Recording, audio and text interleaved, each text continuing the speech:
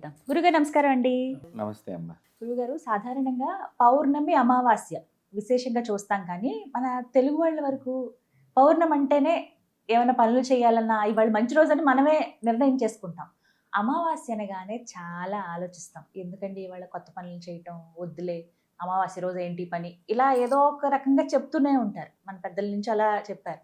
నిజంగా అమావాస్యకి అంత భయపడాలా? ఏ పనులు ప్రారంభించొద్దా? అమావాస్య రోజు విశేషంగా అసలు ఏం చేయాలి? ఏం చేయకూడదు? అమావాస్య అనేటువంటి దాన్ని మనం పరిశీలనగా చూసినట్లయితే, అమావాస్య రోజున మహాలక్ష్మి పుట్టింది అని చెప్పారు.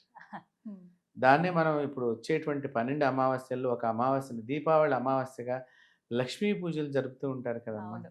మరి ఆ లక్ష్మీ పూజ అనేది మంచిదే గదా! ఆ ఖచ్చితంగా. రోజు కంపల్సరీగా, తప్పనిసరిగా అందరూ కూడా లక్ష్మీ పూజకి ప్రాధాన్యం ఇస్తారు. హ్మ్. రాత్రి సమయంలో ఆ పూజను బాగా నిర్వహిస్తూ ఉంటారు. అవును. సో, ఇక్కడ మనం దాన్ని బట్టి ఆలోచన చేస్తే, మీరు చెప్పినట్లుగా అమావాస్య రోజున ఏం చెయ్యాలి? హ్మ్. ఎట్లా చెయ్యాలి? అనుకున్నప్పుడు, స్త్రీ దేవత ఆరాధనకి అమావాస్య చాలా ముఖ్యమైనది. హ్మ్. ఈ స్త్రీ దేవతల్లో తీవ్ర దేవతలు చాలా విశిష్టంగా దీనిలో మనకి అనుగ్రహాన్ని కలిగించడానికి హ్మ్. ఎక్కువగా అవకాశం ఉన్నటువంటిది. హ్మ్. ఈ తీవ్ర దేవతల్లో మనం బాగా ఆలోచన చేస్తే దుర్గా, హ్మ్. కాళి, తార, చిన్మస్త, హ్మ్. ఇప్పుడు దశమహావిద్యల్లో ఉండేటువంటి మిగతా దేవతలందరూ కూడా ఈ తీవ్ర దేవతల కిందకొస్తారు. హుహు. అంతేకాకుండా పురుష దేవతల్లో కూడా హ్మ్. తీవ్ర దేవతలున్నారు. హ్మ్. కాలభైరవుడు, అలాగే నరసింహస్వామి, ఆ! ఇలాంటి దేవతల యొక్క ఉపాసనను కూడా మనం సుదర్శనుడు, ఇలాంటివన్నీ కూడా మనం ఈ అమావాస్య రోజున హ్మ్. అనుష్ఠానానికి ఓహ్! చాలా ఉత్తమంగా చెప్పబడ్డాయి. హ్మ్.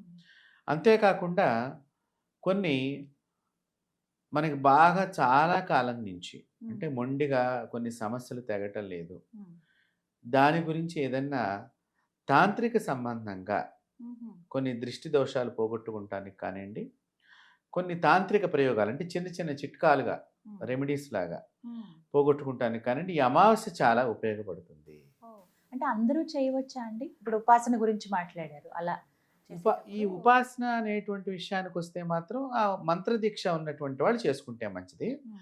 ఇప్పుడు ఈ దృష్టి దోషము, హ్మ్. ఈ చిన్న చిన్న చిట్కాలు లాంటివి చిట్కాలు. అమావాస్య రోజున హ్మ్. ఇది వారి వారి గృహాల్లో ఎవరైనా చేసుకోవచ్చు. చేసుకోవచ్చు.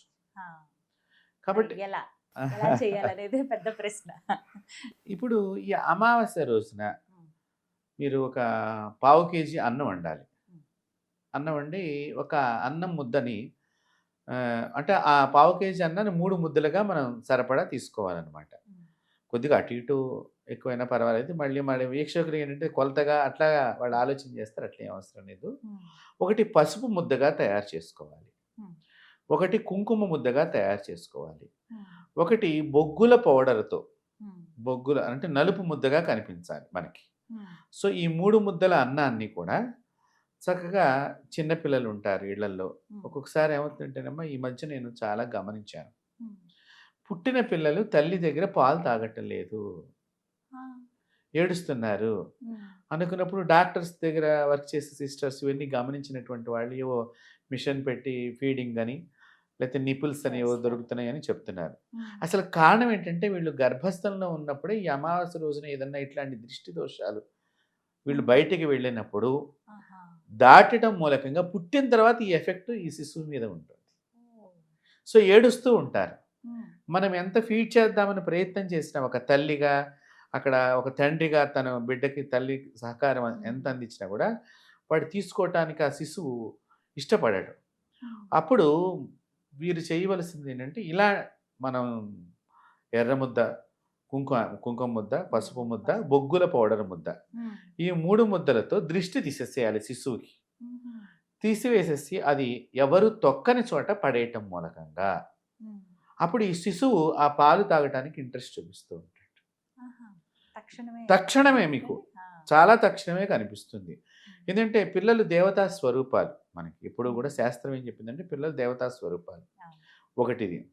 తర్వాత డెలివరీ అయిన తర్వాతమ్మా మనకి చాలామంది ఇళ్లల్లో హ్మ్. పూర్వీకులు ఈ ఆడావిడ ఎవరైతే సంతానాన్ని కంటుందో తల్లి, హ్మ్. ఈ తల్లి కనేటువంటి తల్లి సంతానం అయిన తర్వాత డైరెక్ట్‌గా అన్నం తినకూడదు. మొట్టమొదట ముద్దని అంటే అన్నం పెట్టి మనం ప్లేట్‌లో ఇస్తాం గదా! ఇస్తారు. దీనిలోంచి ఒక ముద్దని తీసుకోవాలి. ఆ! తీసుకుని ఆ బిడ్డకి దృష్టి తీసేసేయాలి. ఈ తీసేసిన ముద్దని మంచం కింద పెట్టుకోవాలి. అలాంటప్పుడు ఈ కొన్ని దోషాలు తొలగిపోతాయి శిశువుకి. అలా చెయ్యకుండా వీళ్ళు డైరెక్ట్గా అన్నం తిన్నప్పుడు ఈ పిల్లలు పాలు తాగరు. ఇలా కూడా ఉంటుంది. ఆ, ఇది కేవలం మొట్టమొదటిసారి అన్నం ఆ, తిన్నా ఆ మొట్టమొదటిసారి ప్రతిరోజు అంటే పురుడయ్యేదాకా కూడా అంటే 21 రోజులు కూడా ప్రతిరోజు కూడా ఆ తల్లి ఈ మొట్టమొదటి ముద్దని ఉదయం పూట తినేటప్పుడు మొట్టమొదటి ముద్దని పిల్లవాడికి దృష్టి తీసేసేయాలి, దాని కింద పెట్టాలి.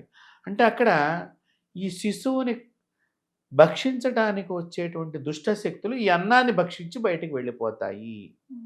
సో అది చెయ్యని పక్షంలో ఈ శిశువుని బాధిస్తూ ఉంటాయి.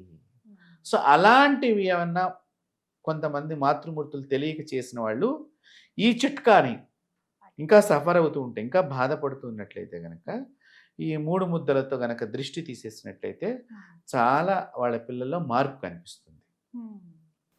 ఇంకా మనం ఈ అమావాస్య రోజున ఈ బొగ్గులు తో తయారు చేసినటువంటి అన్నం ముద్ద ఉన్నది కదమ్మా, ఈ అన్నం ముద్దని నల్లని గుడ్డలో ప్యాక్ చేసుకోవాలి. ఇంకో పరిహారం చెప్తున్నాను. ఎవరికైతే అష్టమ శని, అర్ధాష్టమ శని, మళ్ళీ మనకు శని మహాదశలో శని అంతర్దశగా నడుస్తుంటాము, అలాగే ఏలినాటి శని, ఇట్లాంటి పరిస్థితుల్లో ఉండి వాళ్ళు ఎన్ని చేసుకున్నా కూడా ఉపశమనం లేదు అనుకున్నటువంటి వాళ్ళు ఈ నల్ల బట్టలు ఈ అన్నం ముద్ద పెట్టుకోవాలి. దాంతోపాటు 9 మేకులు పెట్టుకోవాలి. అలాగే ఈ దీంతోపాటు మన నల్లని చెక్క అంటే మనకి వేప చెట్టు బెరడు ఉంటుంది నల్లగా, అలా బెరడు అనమాట. దాన్ని కొద్దిగా దానిలో పెట్టుకుని వీళ్ళు రహస్యంగా ఈ మూటనంతా తీసుకుని ఎక్కడైనా నీళ్లు చెరువు దగ్గర, చెరువు కానీ తటాకం కానీ ఉన్న చోట దగ్గరికి వీళ్ళు వెళ్ళి ఎవరు లేనప్పుడు వారికి వారిగా దృష్టి తీసేసుకోవాలి ఈ మూట మొత్తంలో. ఇప్పుడు ఈ మూటలు ఏంటి, నల్లని అన్నం ముద్ద ఒకటి, 9 మేకులు, తర్వాత ఈ బెరడు, ఇది తీసుకుని ఇంకా ఆ అన్నం ముద్దలో వీళ్ళు నువ్వులు కూడా వేసుకోవచ్చు అమ్మ, కొద్దిపాటి నువ్వులు వేసుకోవచ్చు. వేసుకుని అమావాస్య రోజున కనుక వారి శరీరం చుట్టూ తిప్పుకుని ఎక్కడ చెరువు దగ్గరికి వెళ్ళి, మళ్ళీ ఇంటి దగ్గర చేయకూడదు, అది మామూలుగా వారు కారు వేసుకుని వెళ్ళిపోవటం, బండి వేసి సైలెంట్గా. దీనికి సాయంకాలం పూట అయితే ఇంకా విశేషంగా పనిచేస్తుంది, ప్రాతకాలం కంటే కూడా సాయంకాలం. ఈ వెళ్ళినప్పుడు అమ్మ ఈ దిష్టి తీసే ముందర వీళ్ళ ఎడమకాలి కింద ఉన్న మడం కింద ఉన్న మట్టి ఏదైతే ఉంటుందో ఆ గుడ్డకి రాయాలి తీసి. ఇప్పుడు ఇది మడం అనుకుందాము, కాలి మడం, ఇక్కడ ఇట్లా మట్టి తీసుకుని ఈ గుడ్డకి రాసేసి ఆ మట్టిని అప్పుడు దృష్టి తీసుకోవాలి. తీసుకున్నట్లయితే అమావాస్య రోజున అది చెరువు దగ్గర పడేసేసి వాళ్ళు మళ్ళీ వెనక్కి తిరిగి చూడకుండా ఇంటికి వచ్చి కాళ్ళు చేతులు కడుక్కుని లోపలికి రావాలి. తద్వారా వాళ్ళకున్న మొండి పరిణామ జీవితంలో ఏదైతే మొండి సమస్యగా ఉన్నదో అది తొలగిపోతుంది అనమాట. అంటే ఈ అమావాస్య రోజున ఇలాంటి చిట్కాల ద్వారా కూడా సామాన్యులు దీనికి ఎవరైనా చేసుకోవచ్చు. ఇప్పుడు ఒకవేళ ఏమండి మరి భార్యకు ఉంది, మరి పిల్లలకు ఉన్నది అనుకున్నప్పుడు భర్త వాళ్ళని తీసుకువెళ్ళవచ్చు, పెద్దవాళ్ళు వెళ్ళవచ్చు వాళ్ళతో పాటు. మగవాడు వెళ్ళినప్పుడు సింగిల్గా వెళ్ళిపోవచ్చు. ఇక ఆడవాళ్ళకి మరి తోడు ఎవరో ఒకళ్ళు, మన ఎందుకంటే చెరువుల దగ్గరికి వెళ్ళినప్పుడు ఏమిటో కొద్దిగా అనుమానంగా చూస్తాము, గబుక్కునే ఏమైనా కాలు జారచ్చు అంటే చెరువులోకి దిక్కకూడదమ్మా. ఇదంతా కూడా చేసేవాడు ఒడ్డున ఉండి చెయ్యాలి. చేసి ఆ ఇసిరేసేటప్పుడు నీళ్ళలో పడేసి రావడం అంతే. అప్పుడు వీళ్ళకున్నటువంటి సమస్తమైనటువంటి శరీపీడ తొలగిపోవటానికి అవకాశం ఉన్నది. ఉన్నాయి. చాలా చక్కగా వివరించారు. ధన్యవాదాలు గురుగారు. నమస్కారం.